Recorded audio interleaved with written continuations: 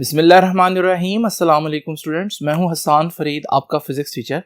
आप लोग जानते हैं कि हम न्यूमेरिकल्स कर रहे थे, तो आज हम रिमेनिंग न्यूमेरिकल्स कंप्लीट करेंगे। तो आइए स्टार्ट करते हैं आज का पहला न्यूमेरिकल, जो कि बुक में 6th न्यूमेरिकल है। तो इसको मैं पढ़ूंगा, साथ साथ जो भी डाटा मुझे दिया गया है वो मैं यहाँ पर लिखूंगा। उसके लिए मैं एक हेडिंग डाल देता हूँ गिवन डेटा की, और जो मुझे फाइंड आउट करना है वो भी मैं अलग से लिख लूंगा, और फिर उसका सॉल्यूशन कि ये न्यूमेरिकल करना किस तरह से। दो बच्चों, गिवन डाटा में सबसे पहले आपको देखिए अ ब्लॉक वेइंग 4 kg, ये मास दिया हुआ है 4.0 kg। एक्सटेंड्स अ स्प्रिंग, एक स्प्रिंग पर जब ये ब्लॉक लगाया जाता है तो वो स्प्रिंग को खींच देता है। कितना खींच देता है? एक्सटेंड करता है 0.16 मीटर। आपको मालूम है ऑसिलेशंस के चैप्टर में एक्सटेंशन को हमने x से रिप्रेजेंट किया, तो 0.16 metre. From its unstretched position the block is removed and a 0.5 kg is hung from same spring. अब एक और उन्होंने जो है वो मैस अटैच कर दी, तो पहले वाले मैस को मैं M1 कह देता हूं, दूसरे वाले मैस को मैं M2 कह देता हूं। तो M2 जो है वो 0.5 kg है। अब वो कहता है कि जब वो हंग किया गया ना, तो फिर उसका टाइम पीरियड, यानी जब M2 अटैच किया गया तो अब वो टाइम पीरियड आप लोग मालूम करें। टाइम पीरियड, तो टाइम पीरियड कब फाइंड आउट करना है? जब कौन सा मैस अटैच है? M2। अब यहां पर मसला क्या है, ठीक है? तो टाइम पीरियड को मैं थोड़ा सा नीचे लिख देता हूं, टू फाइंड। अगर आपको याद हो, टाइम पीरियड का फॉर्मूला था 2 pi under root m over k। अब M2 के लिए टाइम पीरियड फाइंड आउट करना, वो M2 तो है, लेकिन मसला है ये k नहीं है हमारे पास डाटा में। आप देख रहे हैं, तो हमें स्प्रिंग कांस्टेंट पहले निकालना पड़ेगा। तो बस ये इश्यू है। तो हमारे पास F is equal to kx आप लोगों ने पढ़ा, यहां से k किसके बराबर आएगा? F over x। जब आप किसी भी स्प्रिंग के साथ कोई ब्लॉक अटैच करेंगे तो वो ब्लॉक स्प्रिंग पर जो डाउनवर्ड फोर्स लगाएगा वो उसका अपना वेट नहीं होगा, यानी वो जो फोर्स लगाएगा वो अपने वेट जितनी फोर्स लगाएगा। तो ये जो फोर्स है F, ये है mg। मैं पहले वाले मैस की बात कर रहा हूं M1, क्योंकि मेरे पास उसकी एक्सटेंशन मौजूद है, x1 कह देता हूं उसको। नीचे एक्सटेंशन है x1, तो अभी M1 कितना है? 4, g कितना होता है? 9.8 होता है, और x1 एक्सटेंशन कितनी है? 0.16। आइए सबको सॉल्व करते हुए देखते हैं कि k का आंसर क्या आता है।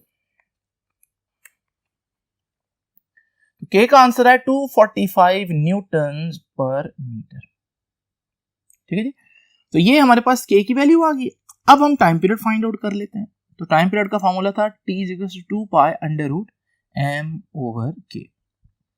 तो 2 की वैल्यू तो 2 ही होगी, पाई की वैल्यू 3.14 होगी, अंडर रूट। अच्छा, m कौन सा? मैंने पहले बताया था किस मैस के लिए टाइम पीरियड फाइंड आउट करना है? M2 के लिए। तो यहां M2 लिख देता हूं, और M2 कितना? 0.5 डिवाइडेड बाय k कितना है जी? k है 245। चलिए जी, इसको सॉल्व करते हैं और देखते हैं कि आंसर क्या आता है। तो स्टूडेंट्स, हमारा जो फाइनल आंसर आ रहा है वो है 0.28, और क्योंकि टाइम पीरियड है तो इसका यूनिट आ जाएगा सेकंड्स। दोबारा लिख देता हूं फाइनल आंसर 0.28 सेकंड्स। तो स्टूडेंट्स, यहां पर टाइम पीरियड फाइंड आउट करना था, बस एक मसला था कि स्प्रिंग कांस्टेंट नहीं था, इसलिए पहले हम लोगों ने स्प्रिंग कांस्टेंट फाइंड आउट किया, फिर टाइम पीरियड फाइंड आउट किया। चलते हैं नेक्स्ट बोर्ड पर और देखते हैं कि नेक्स्ट न्यूमेरिकल को किस तरह से सॉल्व करना है। तो आइए स्टूडेंट्स, जरा देखते हैं कि इसकी स्टेटमेंट क्या कहती है और इसकी स्टेटमेंट में क्या क्या डाटा जो है वो अवेलेबल है। तो यहां मैं गिवन डाटा, और फिर जो हमें फाइंड आउट करना है वो,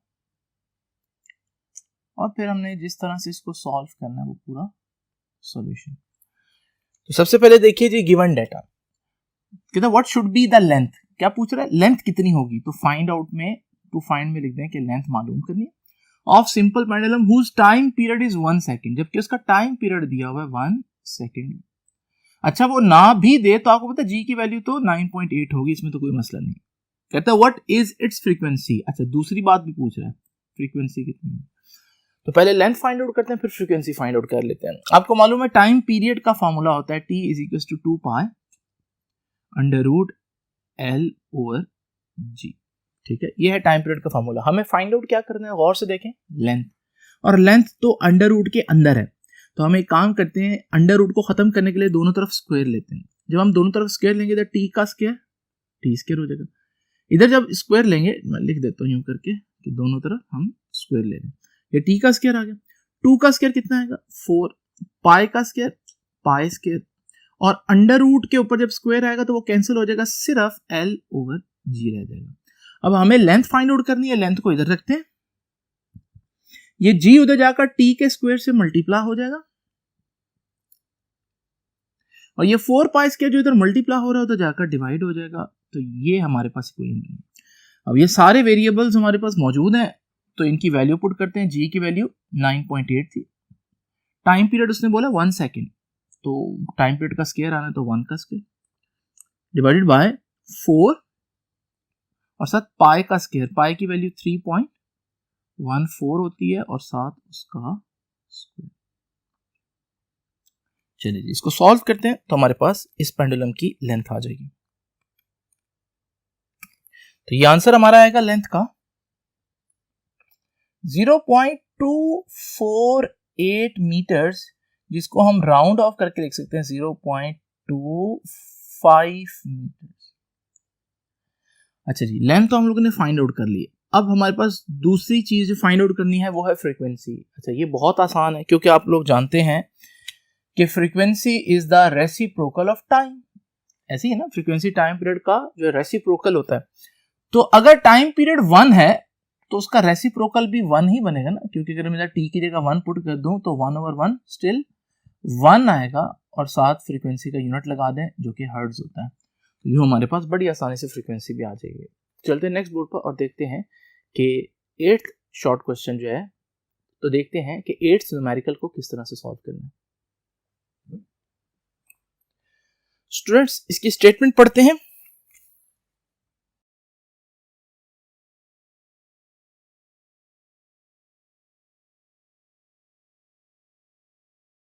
A spring whose spring constant is 80 newton per metre. लो भाई पहली चीज जो आज की दी हुई है वो स्प्रिंग कांस्टेंट है, which is 80 newton per metre.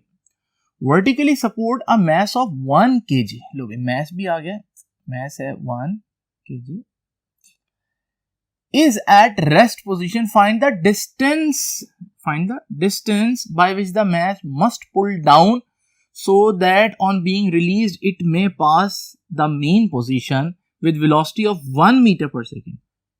आपको पता है मीन पोजीशन पर जो वेलोसिटी होती है वो मैक्सिमम होती है, तो उसने जिसको वेलोसिटी बोला है 1 मीटर पर सेकेंड वो असल में मैक्सिमम वेलोसिटी है।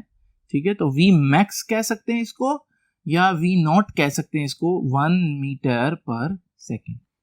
ठीक है जी, मालूम क्या करना है, फाइंड द डिस्टेंस जिससे आपने उसको पुल करना है। दूसरे अल्फाज में एम्पलीट्यूड आप लोगों ने फाइंड आउट करना है।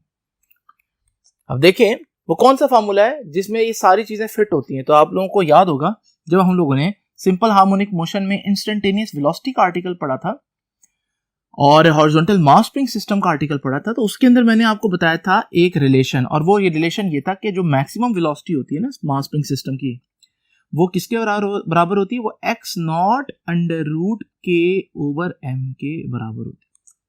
ठीक है, अब जरा देखें हमें क्या चाहिए, हमें तो x0 चाहिए, तो x0 को इधर रखते हैं, ये under root k over m ना, x0 को इधर रखेंगे तो under root k over m उधर जाकर डिवाइड हो जाएगा, तो under root k over m उधर जाकर डिवाइड हो गया v0 से। आपको मालूम है इसको मैं ऊपर लिख सकता हूं, लेकिन उसके लिए मुझे रेसिप्रोकल करना पड़ेगा इसका, तो मैं यूं लिख सकता हूं कि v0 जो अंडर रूट m नीचे है ना सबसे, ये ऊपर जाएगा तो सबसे ऊपर हो जाएगा, तो under root m over k। लो जी, अब देखें सिर्फ वैल्यूज पुट करनी है और आपका आंसर आ जाएगा। v0 कितना है, v0 तो 1 है, अंडर रूट m कितना है, m भी 1 kg है ऐसी है, और k कितना है, k 80 है। तो बस आपको इसको सॉल्व करना है और आपका आंसर आ जाएगा। आपका आंसर आ जाएगा 0.11 मीटर। तो ये है वो एम्पलीट्यूड जिससे अगर आप उसको डिस्प्लेस करें तो मीन पर उसकी जो वेलोसिटी हो जाएगी वो 1 मीटर पर सेकंड हो जाएगी, जैसे कि उसने बताया। अब चलते हैं फर्स्ट बोर्ड पर और देखते हैं कि नेक्स्ट न्यूमेरिकल की स्टेटमेंट क्या कहती है। तो आइए स्टूडेंट्स जरा स्टेटमेंट पढ़ते हैं न्यूमेरिकल नंबर 9 की। वो कहता है एन 8000 ग्राम बॉडी। तो मास कितना दिया हुआ है? मास दिया हुआ है 8000 ग्राम्स, जिसको हम 1000 से डिवाइड करें तो ये बनेगा 8 किलोग्राम। ठीक है। Vibrates with amplitude of 0.3 metres. लो भाई एम्पलीट्यूड कितना है? x नॉट कहते हैं amplitude, 0.3 metres. The restoring force is 60 newton. Restoring force 60 newton है, लेकिन कब? When the displacement is 0.3 metre, यानी x नॉट पर ही रीस्टोरिंग फोर्स उसने बताई है। ये बात आपने याद रखनी है। ठीक है। अब वो कहता है मालूम क्या करना है? Time period. ठीक है, फाइंड आउट करना है टाइम पीरियड, एक्सेलरेशन, वेलोसिटी, ठीक है, किनेटिक एनर्जी और पोटेंशियल एनर्जी। लेकिन कब, कहां पर? When displacement is 12 centimetre. तो डिस्प्लेसमेंट जब 12 सेंटीमीटर होगा, डिस्प्लेसमेंट को हम, या जो डिस्टेंस उसने बताया वो 12 सेंटीमीटर लिख देते हैं, इसको 100 से डिवाइड करेंगे तो 0.12 मीटर आ जाएंगे। लो भाई गिवन डाटा भी हो गया और जो फाइंड आउट करने उसकी लिस्ट भी हम लोगों ने तरतीब कर दी है। कितनी चीजें नजर आ रही हैं फाइंड आउट करने में? 1 2 3 4 5, लेकिन एक छठी चीज भी है और वो सबसे पहले हमें फाइंड आउट करनी पड़ेगी। उसकी वजह यह है कि इन सब चीजों के फार्मूला में स्प्रिंग कांस्टेंट चाहिए होता है, के की वैल्यू चाहिए होती है, जबकि हमारे डाटा में के मौजूद नहीं है। तो सबसे पहले हम क्या मालूम करते हैं? स्प्रिंग कांस्टेंट के मालूम करते हैं। ठीक है। तो के के लिए आपको फार्मूला पता होना चाहिए, F is equal to k x. तो K is equal to F over X। अब आपको मालूम है F जो फोर्स है वो दी हुई है 60 न्यूटन, और ये फोर्स कब है? जब डिस्प्लेसमेंट कितना था? मैंने बताया था x नॉट पर दी थी, तो यहां मैं x नॉट लिख देता हूं, ये 0.3 आ जाएगा। इनको डिवाइड करते हैं और देखते हैं कि K की क्या वैल्यू आई हमारे पास। K आ गया 200 न्यूटन पर मीटर। तो भाई K का मामला तो हल हो गया। अब आते हैं पहली चीज पर। पहले क्या मालूम करना है? Time period. तो अब टाइम पीरियड के लिए, टाइम पीरियड का फॉर्मूला आप लोग जानते हैं, T is equal to 2 pi under root m over K होता है। वैल्यूज आपके पास मौजूद हैं, 2 को एज इट इज लिख दिया, पाई की वैल्यू 3.14। अच्छा जी, अंडर रूट m कितना है? 8 kg है, और K स्प्रिंग कांस्टेंट अभी हमने फाइंड आउट किया था 200। इन सारी वैल्यूज को पुट करके देखते हैं क्या आंसर आता है।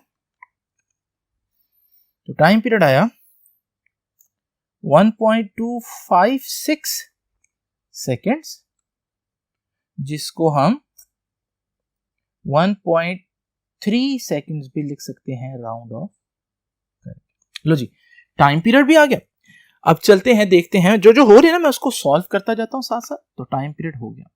अब देखते हैं कि एक्सेलरेशन किस तरह से फाइंड आउट करना है।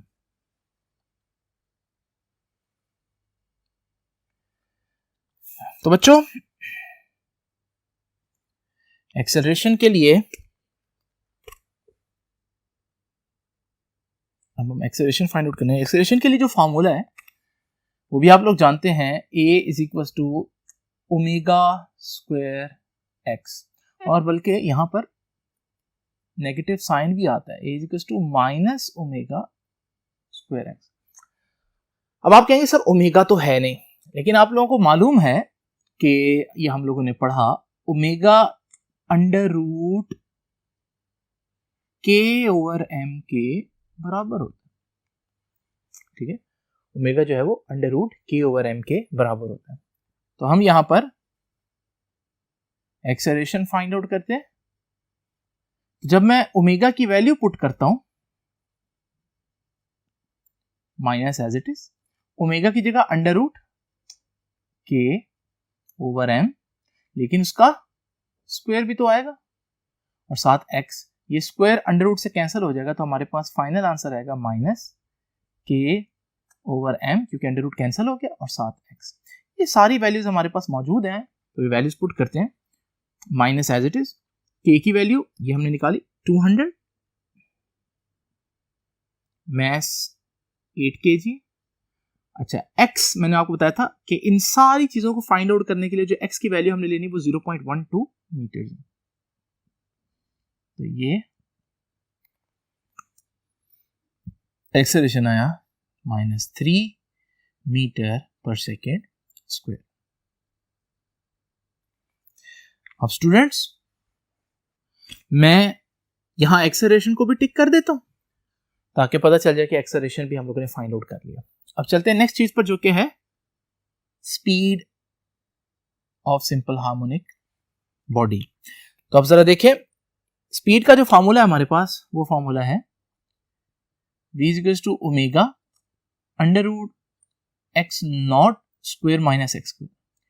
ये भी हम लोगों ने फॉर्मूला डिराइव किया था, लेकिन अब ये फॉर्मूला में ओमेगा आ रहा है और आप लोग कहेंगे कि सर ओमेगा तो मौजूद नहीं है, लेकिन मैं पहले बता चुका हूं ओमेगा किसके बराबर होता है, under root k over m. तो इस ओमेगा की जगह मैं लिख सकता हूं under root k over m, ये ओमेगा की जगह लिख दिया, और अगला अंडर रूट मैं एज इट इज लिख देता हूं under root x not square minus x के।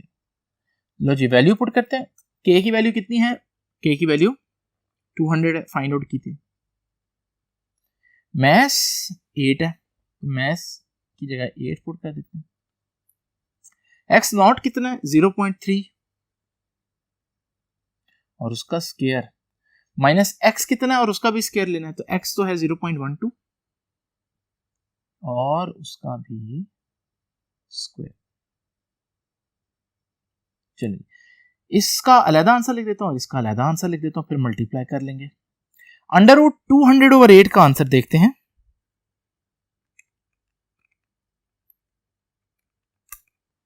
फाइव आएगा,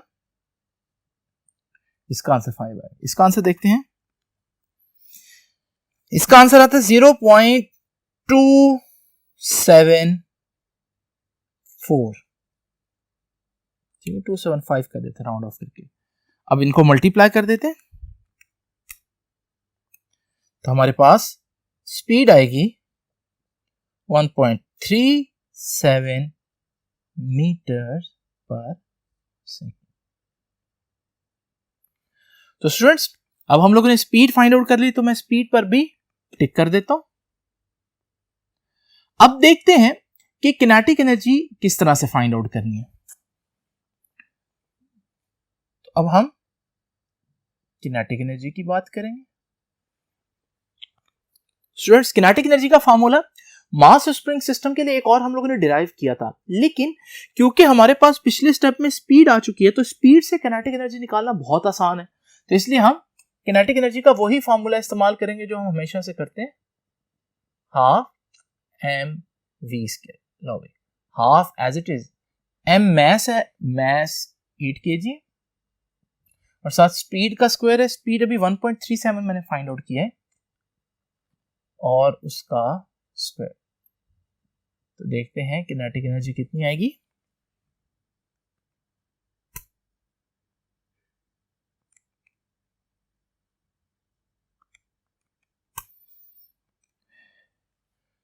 .56, और एनर्जी का यूनिट आप लोग जानते हैं जूल होता है। लो भाई, किनेटिक एनर्जी भी आ गई।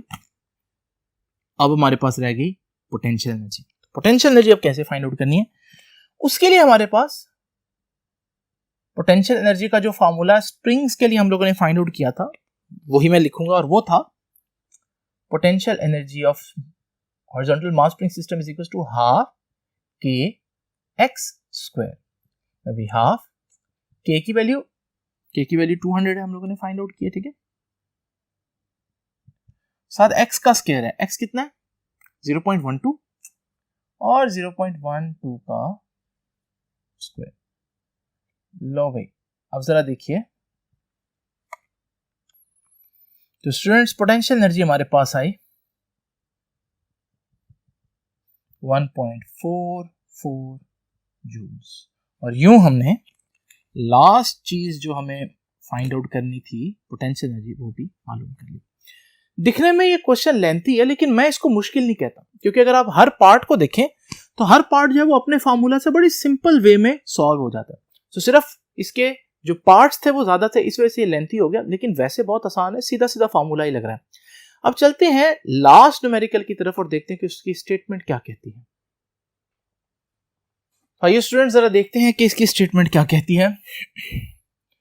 फाइंड एम्पलीट्यूड, लो भी पहली चीज उसने कह दिया मालूम करना है एम्पलीट्यूड, तो मैं इधर लिख देता हूं एक्स नॉट मालूम करना है। टाइम पीरियड, लो भी टाइम पीरियड भी उसने बोल दिया मालूम करना है। एंड फ्रीक्वेंसी, और फ्रीक्वेंसी भी मालूम करना है। Of an object oscillating at the end of a spring if the equation for its position at any instant t is given by, ये equation दी है उसकी, ये है given data, x is equals to 0.25 cos pi over 8 into t।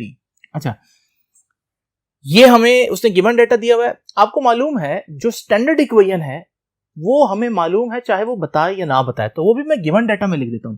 आपको पता है इस equation को असल लिखने का तरीका क्या है, वो है x equals to x not cos 2 pi f t. ये असल इक्वेशन है, ये उसने दिया है, और ये जनरल जो हमारी असल इक्वेशन है वो है। अच्छा, फिर वो कुछ और भी फाइंड आउट करने का बोल रहा है, फाइंड द डिस्प्लेसमेंट। लो भाई कह रहा है डिस्प्लेसमेंट भी मालूम करें, फाइंड डिस्प्लेसमेंट आफ्टर 2 सेकेंड, लेकिन डिस्प्लेसमेंट के लिए आपने टाइम की वैल्यू 2 सेकेंड पुट करनी है, बस ये आपने याद रखना है। तो 4 चीजें हमने मालूम करनी है। आइए स्टार्ट करते हैं वन बाय वन। सबसे पहले तो आप देखें, मैं इस इक्वेशन को 1 कह देते हैं, इस इक्वेशन को 2 कह देता हूं, और इनको कंपेयर करता हूं। तो जरा कंपेयर करने से, बाय कंपेयरिंग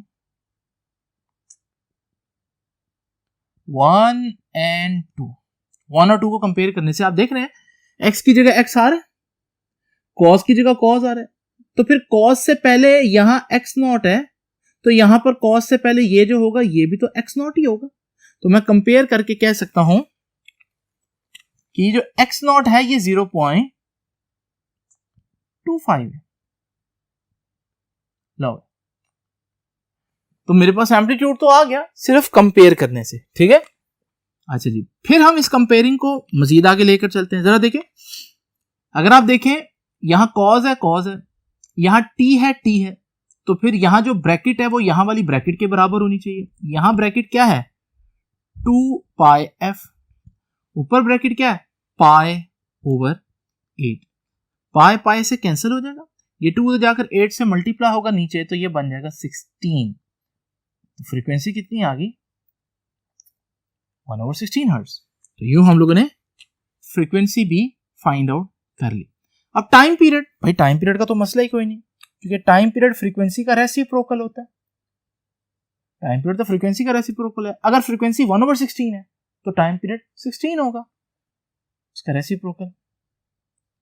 टाइम पीरियड आ गया 16 सेकेंड्स। लो भाई ये भी हम लोगों ने फाइंड आउट कर लिया। ये सारी चीजें हमने कंपैरिजन के जरिए स्टैंडर्ड इक्वेशन को, जो गिवन इक्वेशन है उसके साथ कंपेयर करके फाइंड आउट किया।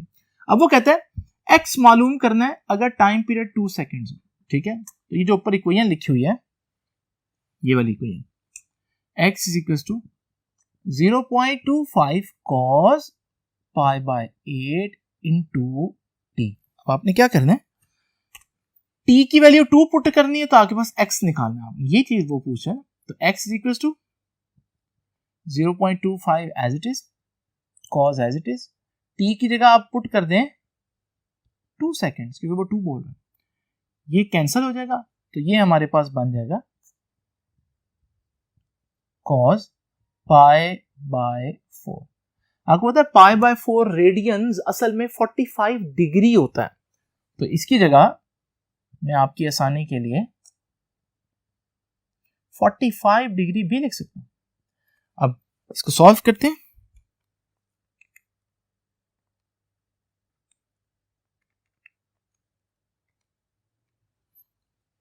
इसका आंसर आएगा 0.176, तो इसको 18 कर देते हैं, 0.18 मीटर्स। ये है डिस्प्लेसमेंट। तो स्टूडेंट्स, यहाँ हमारे चैप्टर नंबर 7 के न्यूमेरिकल्स कंप्लीट होते हैं। आप सब इंशाल्लाह मुलाकात होगी नेक्स्ट लेक्चर में। तब तक के लिए अल्लाह हाफिज।